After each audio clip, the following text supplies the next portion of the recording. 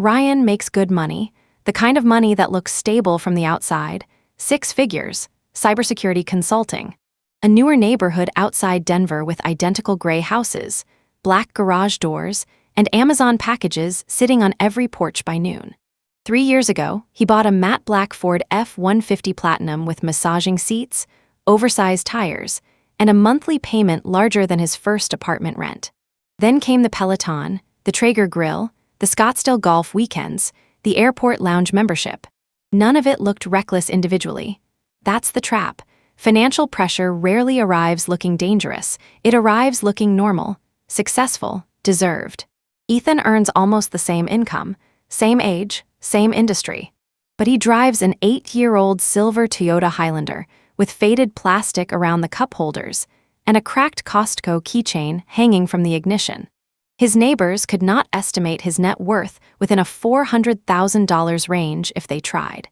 And that ambiguity protects him more than people realize. 5 years later, Ryan still earns more on paper, but he cannot slow down. His lifestyle has dependencies now, expectations, a visible standard that has to be continuously defended with income. Ethan quietly crossed 7 figures in invested assets 6 months ago. Almost nobody knows. That difference matters, because the moment people believe you can absorb more financially, your life begins organizing itself around extracting more from you. Most people think financial stress comes from not making enough money. That's only partially true. A surprising number of high earners are financially fragile not because their income is low, but because their visibility is high. The moment your success becomes socially observable, your expenses stop behaving like private decisions.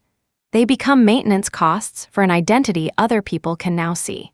According to multiple consumer finance studies, a large percentage of Americans earning over $100,000 still live paycheck to paycheck. That sounds irrational until you understand the mechanism. Their spending floor is no longer determined by survival. It's determined by social calibration. The upgraded apartment becomes the new normal. The business class flight becomes how they travel. The $28 cocktails at the rooftop hotel become part of the character they unintentionally built. And visible upgrades behave differently from invisible ones. A Roth IRA contribution creates no expectations. A new Tesla parked in the driveway does. One compounds quietly. The other immediately changes how people interact with you. Friends suggest more expensive restaurants. Family members assume flexibility. Coworkers quietly update their mental estimate of your financial capacity. This is why lifestyle inflation is not actually inflation. Inflation happens to you. This is closer to a ratchet. Every visible upgrade clicks your life one level higher socially. And ratchets rarely move backward without friction, embarrassment, or explanation. That's the real danger, not overspending once, becoming the person who is expected to overspend forever. There's a phrase used in naval engineering called an acoustic signature.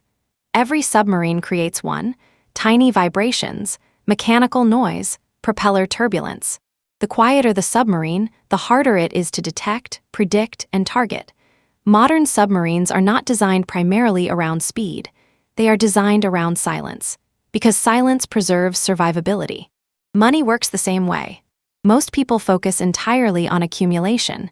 Bigger salary, bigger portfolio, bigger house. But very few think about financial detectability, how visible their success has become, how much information their lifestyle broadcasts to the people around them. And once your financial position becomes legible, social pressure starts operating with frightening efficiency. Not aggressively, quietly. The destination wedding invitation assumes you can afford the resort package. The group dinner assumes you will not object to splitting a $420 bill evenly. The family member asking for temporary help chooses you instead of someone else because your visible life suggests capacity. Your financial signal changes the behavior of other people before you even speak. And eventually it changes you. Because human beings instinctively protect identity consistency. Once you publicly become the successful one, your brain begins filtering decisions through that identity. Suddenly, downgrading feels psychologically uncomfortable, even when it makes financial sense. You are no longer simply buying products. You are maintaining continuity between your visible lifestyle and your social identity.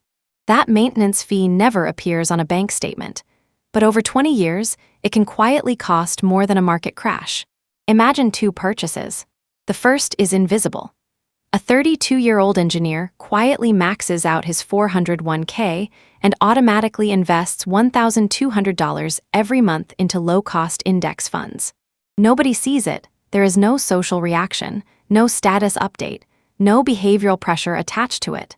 The investment compounds silently in the background, while his lifestyle remains flexible. The second purchase is visible. A $78,000 lifted pickup truck with blackout rims, LED light bars, premium leather seats, and a custom exhaust loud enough to vibrate the Starbucks drive-through window. That purchase does not cost $78,000. It rewrites the ecosystem around the owner. Now the weekend trips need nicer airbums. The restaurants quietly become more expensive. The gym wardrobe upgrades from old college t-shirts to coordinated Lululemon and Vuori sets. Friends assume flexibility. Coworkers assume prosperity. The truck creates a new baseline that other spending decisions begin orbiting around. This is where the math becomes dangerous. Suppose visible success spending adds just $650 a month in hidden lifestyle overhead. Better hotels, more expensive social plans, picking up tabs, upgrades that feel appropriate. Invested at 7% annually over 25 years, that $650 monthly drift compounds into roughly $525,000. $500,000. Not because someone stole from you, not because you made terrible investments, because visibility created recurring behavioral pressure that followed you for decades. And the worst part is how ordinary it feels while it's happening. Nobody wakes up and says, "I want to destroy my optionality." They just slowly adapt to the character, their lifestyle introduced to the world. Rule 1. Stop announcing financial milestones. Crossing $100,000 invested feels exciting. Crossing $500,000 feels surreal. But the social validation lasts 5 minutes. The expectations created by that information can last 20 years. Rule 2.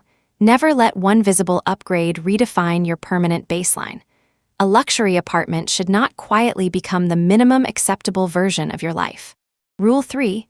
Keep at least one area of your lifestyle intentionally unimpressive. A normal car, a modest watch, an older phone. Something that prevents people from accurately calibrating your finances at a glance. Rule 4. Audit your financial acoustic signature. What does your life communicate without you speaking? Your vacations, your restaurants, your clothes, your hobbies. Every visible choice broadcasts a number.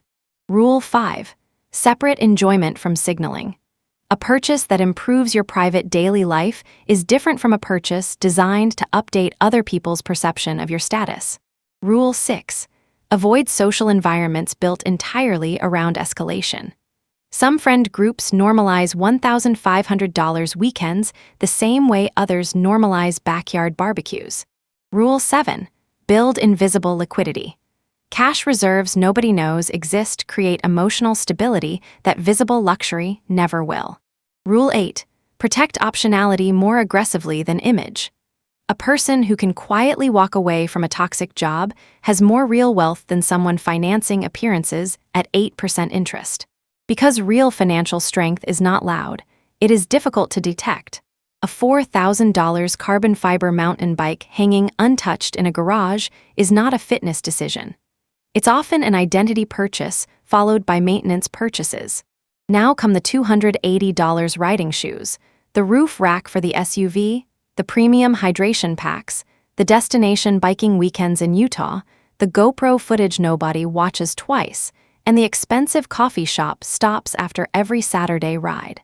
One visible object quietly recruits an entire spending ecosystem around itself. The same thing happens with housing. A couple upgrades from a 1,400 square foot apartment to a 3,200 square foot suburban home because they finally made it. The mortgage rises, obviously, but so do the invisible companions attached to the house. Higher utility bills, landscaping services, patio furniture, a second refrigerator in the garage, holiday hosting expectations. A $9,000 sectional couch large enough to fill the oversized living room. Empty space psychologically demands to be completed. And then there's convenience spending, the category almost nobody tracks honestly. A household earning $180,000 annually starts using food delivery 4 nights a week because they feel busy and successful. $242 delivery orders plus fees and tips each week becomes roughly $500 a month. Invested at 7% over 30 years, that convenience habit alone approaches $600,000 in lost future compounding. That's what makes visible success financially dangerous. The spending rarely feels catastrophic in the moment. It feels earned, efficient, socially appropriate, which is exactly why it compounds so effectively against you. A $4,000 carbon fiber mountain bike hanging untouched in a garage is not a fitness decision. It's often an identity purchase followed by maintenance purchases. Now come the $280 riding shoes, the roof rack for the SUV, the premium hydration packs, the destination biking weekends in Utah, the GoPro footage nobody watches twice, and the expensive coffee shop stops after every Saturday ride. One visible object quietly recruits an entire spending ecosystem around itself. The same thing happens with housing. A couple upgrades from a 1,400 square foot apartment to a 3,200 square foot suburban home because they finally made it. The mortgage rises, obviously, but so do the invisible companions attached to the house. Higher utility bills, landscaping services, patio furniture, a second refrigerator in the garage, holiday hosting expectations. A $9,000 sectional couch large enough to fill the oversized living room. Empty space psychologically demands to be completed. And then there's convenience spending, the category almost nobody tracks honestly. A household earning $180,000 annually starts using food delivery 4 nights a week because they feel busy and successful. $242 delivery orders plus fees and tips each week becomes roughly $500 a month. Invested at 7% over 30 years, that convenience habit alone approaches $600,000 in lost future compounding. That's what makes visible success financially dangerous. The spending rarely feels catastrophic in the moment. It feels earned, efficient, socially appropriate, which is exactly why it compounds so effectively against you. The human brain hates inconsistency. Once people publicly identify themselves at a certain social or financial level, they begin unconsciously defending that identity with behavior. Not because they are shallow, because cognitive consistency reduces psychological friction. The brain prefers alignment between self-image and action. That is why visible success becomes expensive. A man who publicly presents himself as financially successful experiences subtle psychological discomfort when making choices that appear beneath the identity he has established. Suddenly, flying economy feels emotionally different. Saying no to the expensive steakhouse dinner feels socially awkward. Driving an older vehicle into a luxury apartment complex feels misaligned. None of these decisions threaten survival. They threaten identity coherence. And chronic identity maintenance creates stress, not dramatic stress, low-grade cortisol, background tension, the exhausting mental load of continuously managing impressions, expectations, and social positioning. Every financial decision stops being a pure utility calculation and becomes partially performative. Behavioral economists sometimes describe this as identity-consistent spending. But in practice, it behaves more like environmental gravity. Once your visible life reaches a certain altitude, maintaining orbit requires constant energy. This also explains why many high earners feel trapped despite impressive incomes. Their lifestyle is no longer optimized for freedom. It is optimized for continuity. Their spending decisions are unconsciously designed to avoid social downgrading rather than maximize long-term leverage. And that changes the emotional experience of money completely. Wealth should reduce pressure, but visible wealth often multiplies it. For the next 7 days, do one thing only. Observe your financial visibility, not your budget, your signals. Notice how often your spending decisions are influenced by maintaining an image instead of solving a real problem. The expensive dinner reservation. the upgraded hotel room, the impulse to casually mention investment gains during conversation. Most people have never audited the performance aspect of their financial life. For the next 30 days, eliminate one visible spending category entirely. Not because you cannot afford it, because you want to measure how much of the behavior was socially reinforced. Cancel the luxury gym membership. Stop upgrading flights. Pause the treat-yourself purchases that mainly function as identity confirmation. Watch how uncomfortable the silence feels at first. Then begin rebuilding selectively. Quarter 1, create an invisible liquidity reserve equal to 6 months of living expenses. A reserve nobody discusses casually at dinner tables. Quiet cash changes the way you negotiate with life. Quarter 2, reduce recurring lifestyle obligations. Sell one underused asset. The jet ski, the third-row luxury SUV, the home gym equipment collecting dust beside unopened supplement tubs. Lower the baseline before it hardens permanently. Quarter 3, redirect every recovered dollar into productive assets automatically. Index funds, retirement accounts, boring compounding systems that do not require social validation to function. Because the real objective is not minimalism. It is reducing the number of things in your life that require continuous income to defend. That is where optionality begins. Visible success creates a destructive cycle that feels rewarding at first. A promotion leads to a nicer apartment. The nicer apartment attracts higher-cost social habits. Higher-cost habits require higher income. Higher income increases lifestyle expectations. Soon, every financial upgrade quietly removes flexibility instead of creating it.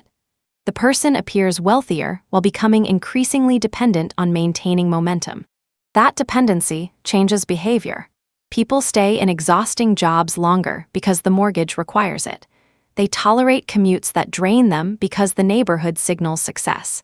They keep buying things that temporarily reinforce identity while privately feeling more financially compressed every year.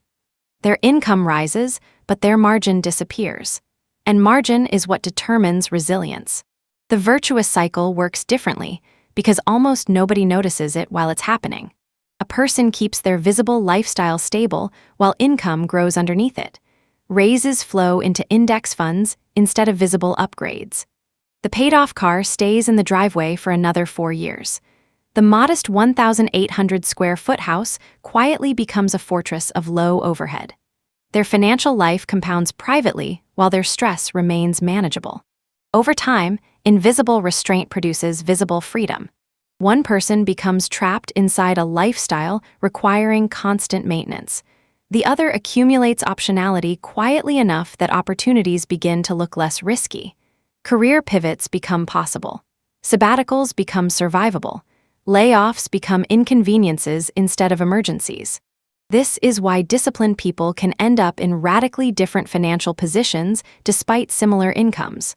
One optimized for appearance, the other optimized for autonomy.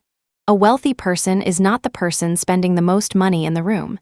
It is the person who can quietly refuse what does not matter without financial fear or social panic. The person who can leave the toxic job, decline the expensive weekend, walk away from the negotiation, relocate if necessary, pause for 6 months without everything collapsing behind them. That is wealth, not visible consumption. Not status symbols arranged carefully across a suburban driveway. Not the illusion of success projected through airport lounge selfies, luxury watches, or oversized houses filled with furniture purchased mostly to occupy empty square footage.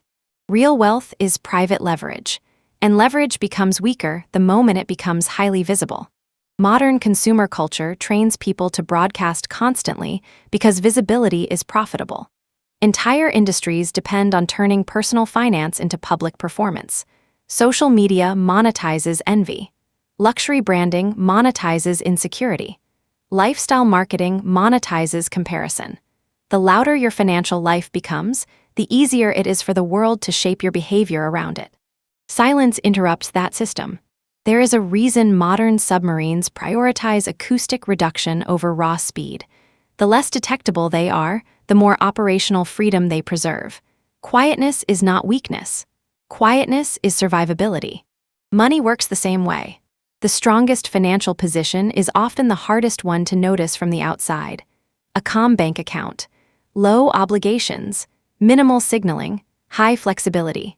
Quiet compounding operating beneath the surface while everyone else performs prosperity for strangers. Run your finances the same way submarines move through the ocean. Silent, deep, difficult to corner.